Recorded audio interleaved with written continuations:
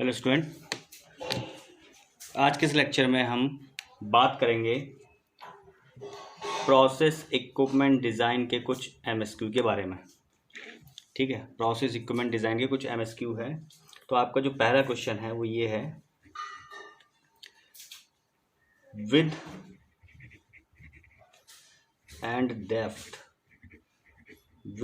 Depth of groups in the tube sheet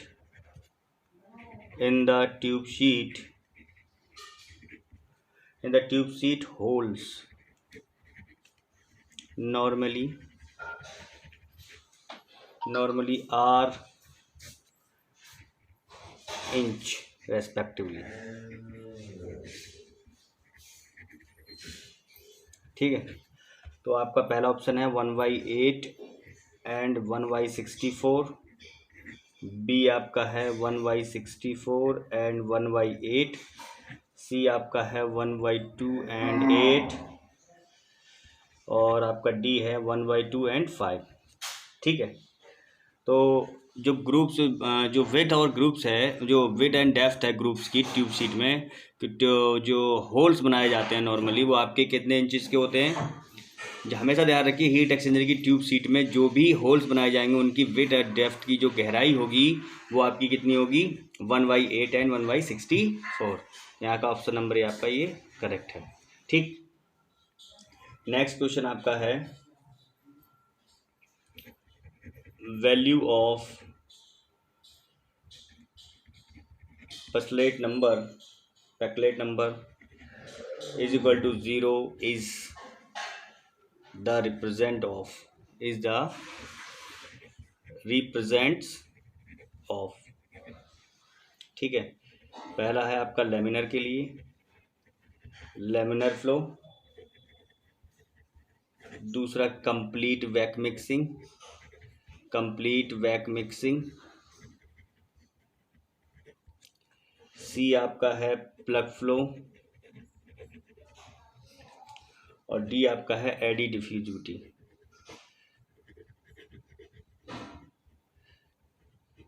ठीक है, तो जो पेसलेट नंबर है आपका वो क्या होता है, अगर आपका ज़ीरो है यानी आपकी जो पी की वैल्यू है वो ज़ीरो है, तो ये किसको बताएगा, कंप्लीट बैक मिक्सिंग को। ये किसको बताएगा, कंप्लीट बैक मिक्सिंग के लिए, कंप्लीट बैक मिक्सिंग। ठीक है, ये आपका ट्रांसपोर्ट रेट को भी बताता है। ये क्या बताता है, आपके ट्रांसपोर्ट रेट को भी बताता है, यानी कि पी किसके बराबर होता है, advective transport rate upon diffusive transport rate. ठीक है, इसके बराबर होता है, यानी कि ये किसके बराबर होता है, पेसलेट नंबर किसके बराबर होता है, Reynolds number into schematic number. इसके बराबर होता है, कौन से केस के लिए होता है ये आपको होता है आपका मास ट्रांसफ़र के लिए। ठीक है, और यहीं आपका पेसलेट नंबर आपका रेनॉल्ड्स नंबर और प्रिंटेड नंबर का अगर मल्टीप्लिकेशन है तो ये हीट ट्रांसफर में इसका यूज़ हम करते हैं। ठीक, अगर आपकी फ्लो वेलोसिटी इंक्रीज हो रही है, यदि आपकी फ्लो वेलोसिटी इंक्रीज हो रही है और आपका कैरेक्टरिस्टिक्स लेंथ इंक्रीज हो रही है, कैरेक्टरिस्टिक लेंथ आपकी जो है वो इंक्रीज हो रही है, और आपका जो मास डिफ्यूजिविटी है, मास डिफ्यूजिविटी जो है अगर वो डिक्रीज हो रही है, तो इन तीनों केस में जो पेकलेट नंबर है उसकी वैल्यू इंक्रीज होगी। ठीक है, उसकी वैल्यू इंक्रीज होगी। ठीक है, अब नेक्स्ट क्वेश्चन डिस्कस करते हैं।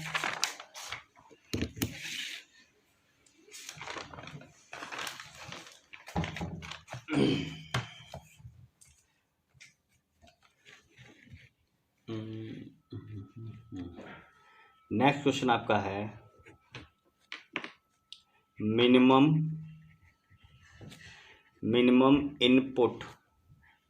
इनपुट रिक्वायर्ड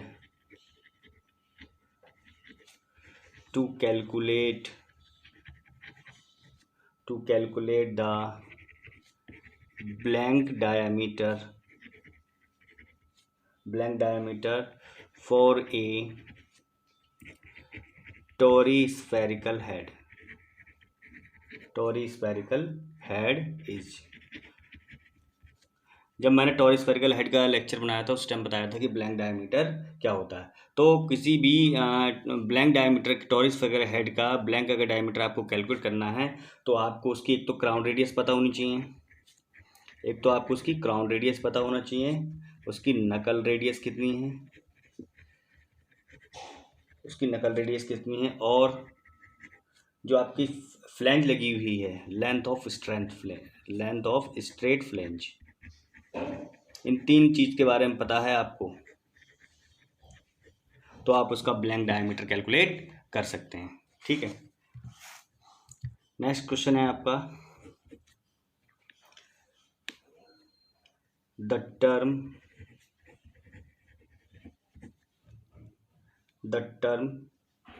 नकल रेडियस, द टर्म नकल radius is associated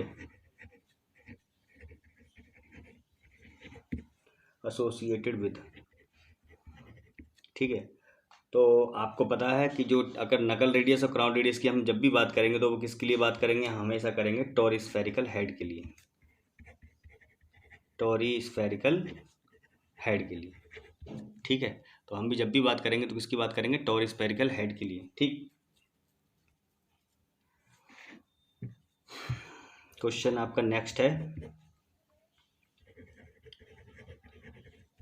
match the equipment in group first to the internals in group 2। ठीक है, तो आपका ग्रुप 1 है और एक आपका ग्रुप 2 है आपके पास अवेलेबल है, ग्रुप 1 और ग्रुप 2। ग्रुप 1 में आपके इक्विपमेंट हैं, ग्रुप 2 में इंटरनल्स, उसके क्या क्या है, उसके अंदर के पार्ट है। पहला क्या है आपका, centrifugal pump, centrifugal pump,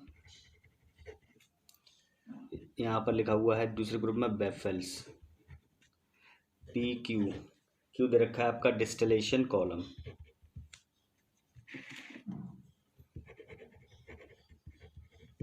distillation column, यहाँ पर आपका है इम्पेलर।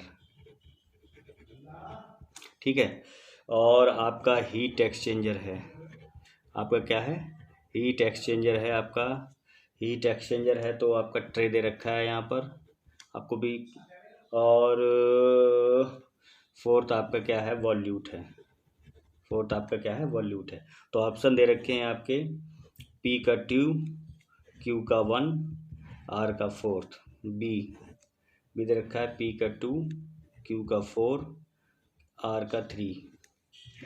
ठीक, C ऑप्शन दे रखा है आपका P का 1, Q का 3, R का 4। डी दे रखा है आपको P का 4, Q 3, R 1। ठीक है, तो जो करप्ट ऑप्शन है इसमें क्या है देखिएगा, हमेशा सेंट्रीफ्यूगल पंप में जो इंटरनल्स होता है वो क्या होता है आपका, वॉल्यूट केसिंग होता है। ठीक है, क्या होता है, वॉल्यूट केसिंग। तो एक आपका ये मिला Q3, मतलब कि डिस्टिलेशन में हम ट्रे की बात करते हैं, हीट एक्सचेंजर में किसकी बात करते हैं, बेफेल्स की। ठीक है, तो यहाँ पर जो करेक्ट ऑप्शन क्या हो जाएगा, डी हो जाएगा, क्योंकि पंप में हम किसकी बात करेंगे, वॉल्यूट केसिंग की, जिसमें आपका जो इम्पेलर्स ब्लेड्स हैं वगैरह वो स्टेबलिश, उसकी केसिंग के बारे में। तो केसिंग किसके, वॉल्यूट केसिंग का हम मोस्टली यूज़ करते हैं। ठीक है, तो आपका ऑप्शन नंबर डी यहाँ पर क्या हो जाएगा, करेक्ट हो जाएगा। ठीक, नेक्स्ट क्वेश्चन आपका है,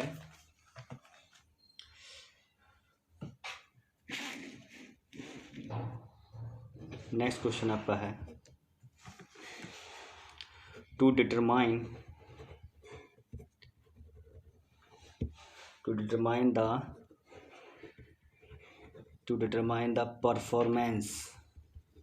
the performance of a compressor,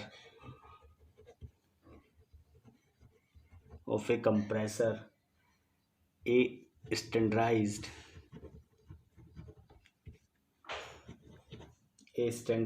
test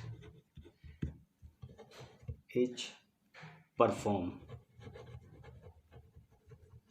A standardized test is performed in the testing process when the compressor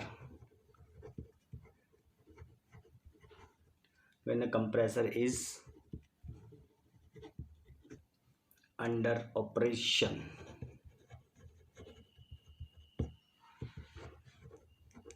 Shut off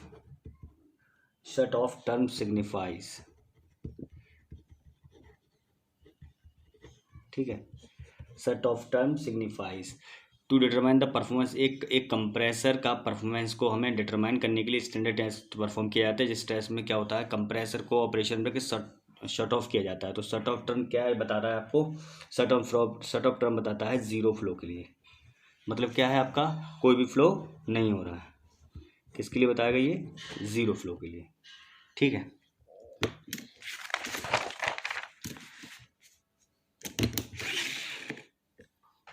का नेक्स्ट क्वेश्चन है, in the shell and tube heat exchanger हम क्या करेंगे, baffles tube set number of tubes को count करेंगे, ठीक है।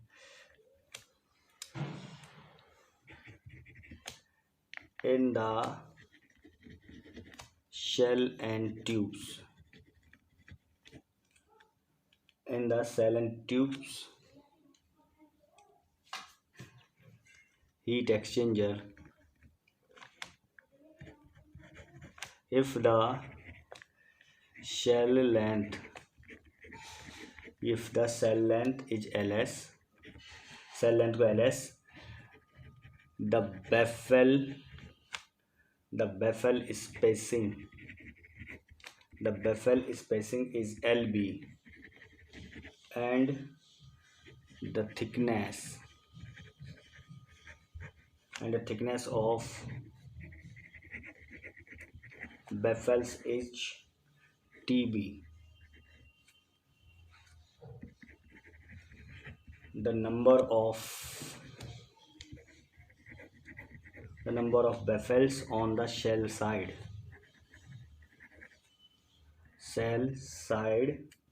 NB each। तो number of baffle sell side के निकालने के लिए फॉर्मूला होता है NB बराबर होता है आपका लेंथ ऑफ द शेल, ठीक है, length of the baffle spacing plus TB -1 के बराबर होता है। ये आपका एक फॉर्मूला होता है, ठीक है। तो इस फॉर्मूले को ध्यान में रखना है कि जब भी ऑप्शन आएगा तो इस तरीके से इस पे हमें क्लिक करना है, ठीक। नेक्स्ट क्वेश्चन आपका है, select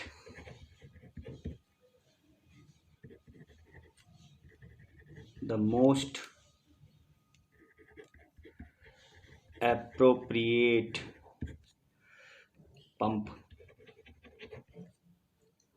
from group 2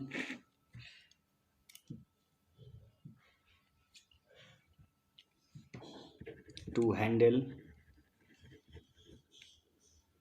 each fluid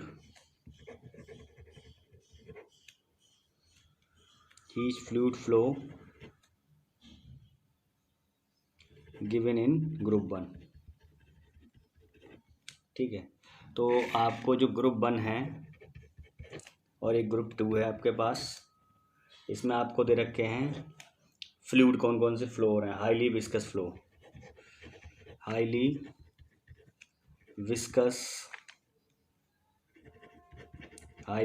flow. दूसरा है fluid containing large amount of abrasive liquid,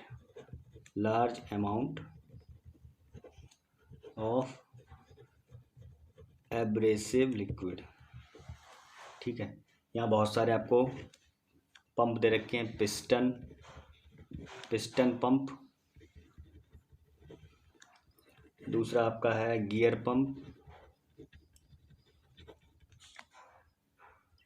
तीसरा आपका है प्लंजर पंप, चौथा आपका है सेंट्रीफ्यूगल पंप। ये चीज़ हमारे लिए गिवन है, ठीक है। तो ऑप्शंस दे रखे हैं आपको P2Q1, B दे रखा है आपको P2Q4, C दे रखा है आपको P3Q4 और D दे रखा है आपको P4Q3। तो जो हाईली विस्कस फ्लूइड है वो हाईली हम विस्कस, अगर जब भी विस्कोसिटी की बात करेंगे हाईली विस्कस है तो उसके लिए हम क्या यूज़ करेंगे, गियर पंप का। तो गियर पंप, और आपका fluid contain large amount of abrasive liquid है तो उसके लिए हम क्या करेंगे, सेंट्रीफ्यूगल पंप का यूज़ करते हैं। तो ऑप्शन क्या हो जाएगा हमारा पर, बी यहाँ पर करेक्ट हो जाएगा। ठीक है, क्योंकि जो हाईली विस्कोसिटी वाले फ्लूइड होते हैं उनको हम किस तरीके से हैंडल करते हैं, आपके गियर पंप से। ठीक है, समझ में आया। जो पिस्टन पंप है, मान जो पिस्टन पंप है आपका, तो पिस्टन पंप के द्वारा हम क्या करते हैं, जो आपका लिक्विड है उसको मूव करने में, और क्या करते हैं हम उसका जो सॉलिड पार्टिकल्स हैं, अगर हमारा विस्कस मीडियम है और विस्कस मीडियम है उसमें सॉलिड पार्टिकल हैं, तो उसको पंप करने के लिए हम पिस्टन पंप का यूज़ करेंगे। गियर पंप जैसे आपका क्या है, इसका यूज़ कहाँ क्या होता है, पिस्टन पंप का ऑयल हाइड्रोलिक्स में, वाटर में हाई प्रेशर क्लीनिंग करनी है तो हम पिस्टन पंप का यूज़ करते हैं। गियर पंप का यूज़ हम क्यों करते हैं, गियर पंप का यूज़ किया जाता है हाईली विस्कोसिटी फ्लूइड में, सच्चे जैसे आपके ऑयल हैं, पेंट हैं, रेजिन हैं, उनका अगर हमें फ्लो कराना है तो गियर पंप का यूज़ हम करेंगे। प्लंजर पंप के द्वारा हम फ्लूइड्स को मूव करते हैं, जिसके द्वारा हम क्या करते हैं, हाई प्रेशर को क्या करते हैं, जनरेट करते हैं, हाई प्रेशर को क्या करते हैं इसमें जनरेट करते हैं। और सेंट्रीफ्यूगल पंप क्या है, सेंट्रीफ्यूगल पंप एक आपका क्या है, मैकेनिकल डिवाइस है जो आपके फ्लूइड का क्या करती है, ट्रांसपोर्ट करती है एक प्लेस से दूसरे, कैसे करती है, रोटेशनल एनर्जी से।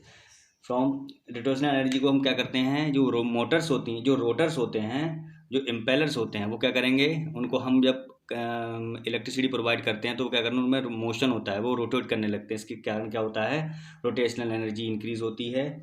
और इस एक्शन की वजह से, ठीक है, इस एक्शन, ये जो एम्पेलर का जो एक्शन हो रहा है, इस एक्शन की वजह से क्या होता है, आपका सेंट्रीफ्यूगल पंप में क्या होता है, उसका जो प्रेशर है वो इंक्रीज होता है और उसकी फ्लूइड की जो वेलोसिटी है वो भी आपकी इंक्रीज होती है। ठीक है, अब आपका नेक्स्ट क्वेश्चन है,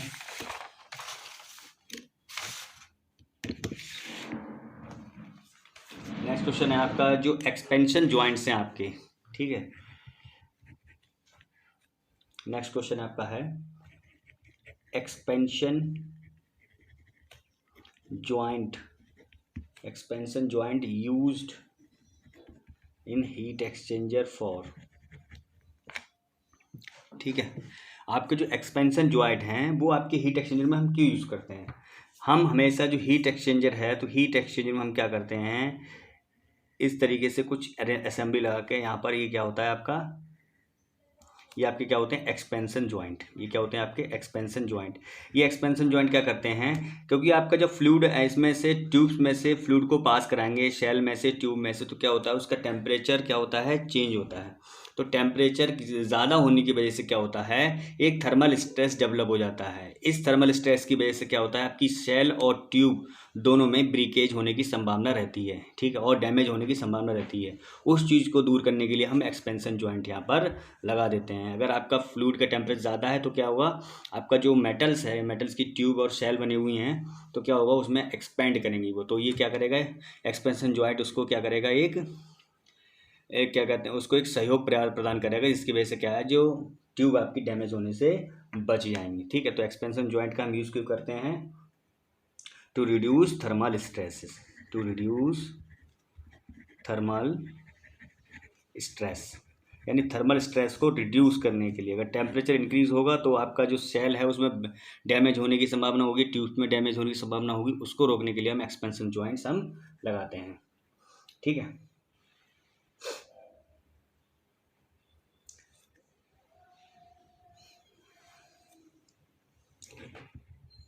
नेक्स्ट क्वेश्चन आपका है, इफ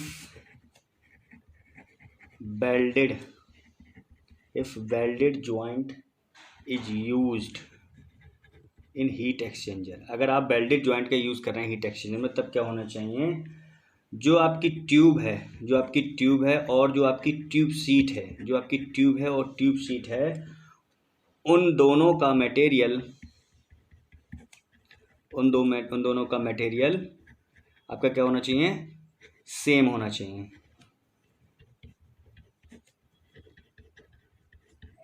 उन दोनों का मटेरियल आपका क्या होना चाहिए, सेम होना चाहिए। अगर आपका मटेरियल सेम नहीं है तो उसमें क्या हो जाएगा, कोरोजन हो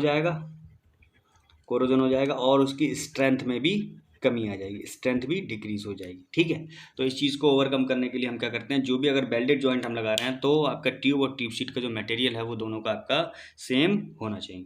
ठीक है, तो आज के लेक्चर में पीईडी के में इतना ही काफ़ी है। जब नेक्स्ट लेक्चर होगा तो हम उसमें पीईडी के और बहुत सारे एमसीक्यू डिस्कस करेंगे। Thank you class.